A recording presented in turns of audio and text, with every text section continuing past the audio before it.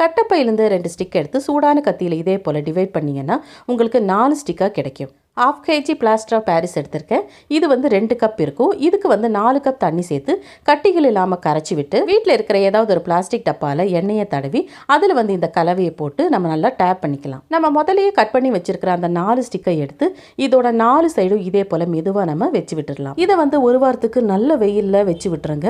உங்களுக்கு 1 வாரத்திலேயே நல்லா ஸ்ட்ராங் ஆயிரும். பாருங்க, நம்ம எண்ணெய் அப்ளை பண்ணியிருந்ததுனால நமக்கு அழகாக அதில் ஒட்டாமல் தனியாக நிற்குது பாருங்க. ஒரு பழைய டப்பாவை ஓப்பன் பண்ணி பார்த்தா அதில் இந்த 1/2 kg பிளாஸ்டர் ஆஃப் பாரிஸ் இருந்துச்சு.